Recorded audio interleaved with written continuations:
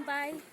दिनैनि गुबुन मोनसे ब्लगाव नोंथांमोनखौ बयखौबो बरायहरनाय थाबावबाय दा बेलासिनि 5:30 जाबाय एसे ओंखारलांनो नागिरदों बारा गोजान नङा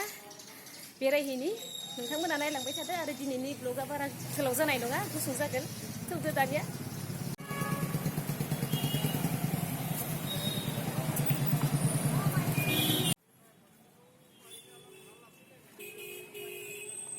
फिसा फिसौ बुस्थु खायसे नांगौ जायोब्ला आं बेहायनो फैयो बे गणेशगुरिनि बिशाल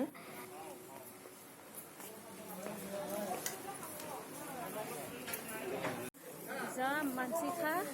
बहुत भिर दिनै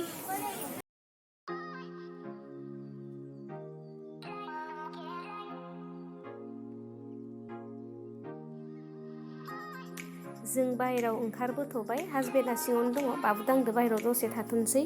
सिङाव बिराद गरम आरो मानसि भिर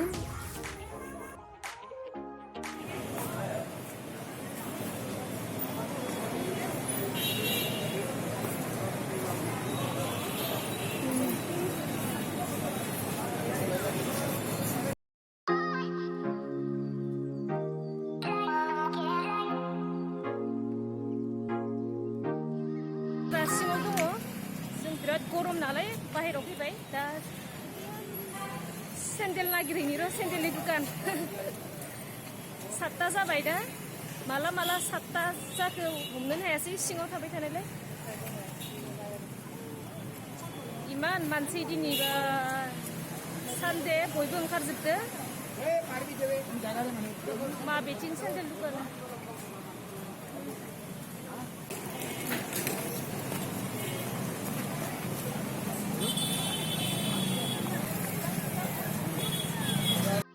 उखैनाय मोनबाय थाबाय थाबाय माबा मोनसे जानि दा खायसे खायसे दुकाना बन्द सानदेआव प्राय बन्द थाखायो सेन्देल दुकानाबो बन्दमोन बेनिफ्राय दा साहा लोंनो थांगासिनो थाबाय थाबाय मेंबाय हाबबाय दा साहा दुकानाव मा जानाय जायो लानाय न' मोनफैबाय दिनै बुहुत गरम आरो मानसिबो भिर मेंजोब्बाय साव साव लाबोफादोंमोन हजोंनिफ्राय मानोना हरनि 8टानिफ्राय बन्द नालाय माने साव सावखौ जायोब्ला एसे गोबाव जागोन साननानै पेकिं खालामनानै लाबोनाय जाबाय बाबुआ जानो लुबैनायलाय बिदिनो खायसे फिसा बुस्थु बायनाय जादों बिशालावबो आथा बायबाय आरो बाहेरावबो बायबाय दा आरो हरनि जानायनि थाखाय एसे खालामनोसै हेल' मैयानि भिडिअआ आद्रा थादों मैया हराव 8टासोआव मोनफैनानै बिदिनो संबाय जाबाय उन्दुबाय बिनिफ्राय दिनै दा सानजौफुनि 1टा बाजिबाय मैया आङो माने एसे बेरायनो थांनायाव माने खायसे जिनिस बायना लाबोदोंमोन बेरायखौथ' फिसा फिसा बुस्थु बेखौ आं नोंथांमोननो देखायनि गिदिर बुस्थु नङा ओरैनो फिसा फिसा बुस्थु आरो प्राय माने मैया लाबोनाय बुस्थुफोरानो एसे गिफ्टनि गोजा गथ' उन्दै बेबिनि गस्ला कटननि बिराद मोजां गिफ्टनि थाखाय लाबोदों गोजां बोथोराव गानजानाय गरम जागोन बिराद मोजां क्वालिटियाबो सफ्टथार गुरैथार बेनिफ्राय टि सार्ट गांसे बेबो जा मोजांथार दांबाय थाथावथाव बेनिफ्राय नै पायजामा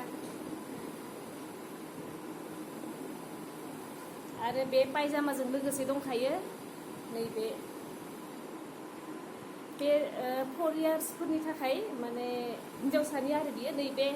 पायजामाजों बेजों माने सेट नङामोन जों माने मिलायनानै बायनानै लाबोदों आरो हिन्जावसाफोराथ' प्राय पिंक कालारखौ मोजां मोनो बेनिखायनो पिंक कालारखौ लाबोबाय बेलेग बेलेग कालार दङमोन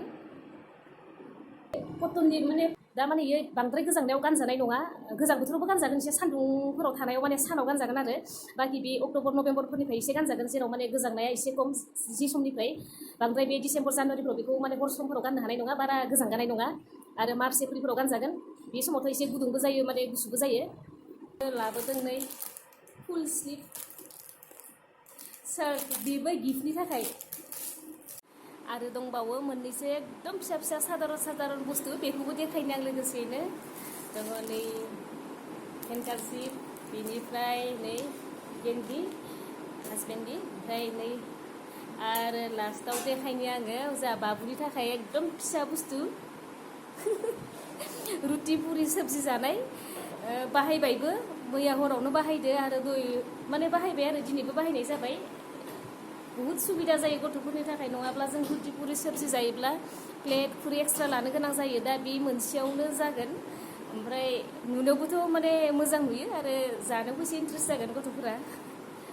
थोरसिखौ मा गोसो जानायथाय मैया आङो नुनानै मोनसे लाबोफ्लांबाय आगोलो माने नुबाबो बेफोरखौ जेबो बायनो गोसो जायामोन मैया मा जाखोथाय मिथिला जायखिजाया नुनानै मोनसे लानाय जानायसै बाखि जों मैया बिसालाव बे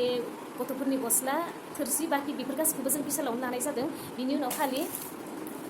बेखौल' माने बाहेरनि दुखाननिफ्राय लानाय जादों आरो सेन्देल लानाय जादों सेन्देला गथ'निबो लानाय जादों हावाइ सेन्देल न'आव गाननो थाखाय आं गथ'फोरनि जिफोर बायोब्ला फ्राय बिसालावनो बायनाय जायो बुहुद मोजां मोजां फैयो बेहाय उन्दै गथ' लास्टथाराव मोनसे देखायबावनि आं नोंथांमोननो देखाया सानदोंमोन आङो नै आंनि सेन्देल एक'लाइटनि मैयाथ' नोंथांमोना नुखादों आं जा सेन्देल नागिरगासिनो दङमोन नाथाय सेन्देल दुखानफोरा बन्द'मोन बिनिफ्राय मोनसे साइडथिं दङमोन बेथिं आं लामा क्रस खालामनो बानानै थाङासै बुहुद खस्थ' जायो बुहुद भिर मैयाथ' सानडे बेनिखायनो आङो जोंनि फैनाय रडआवनो माने मोनसे दुखानाव बायनायसै सेन्देलनि डिजाइनखौ आं एफा पसन्द जायाखैमोन थेवबो लाबाय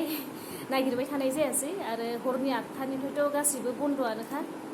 बेनिखायनो बुहुद आथुर जानायसै ओमफ्राय जि मोनो बेखौनो लानायसै गाननानै जायखिजाया आराम मोनबानो जाबाय गेजेर गेजेरथ' ओंखारनो गोनाङानो जाबाय थाखायो बा न'नि खायसे बुस्थुखौनो नांब्रबगौ जायो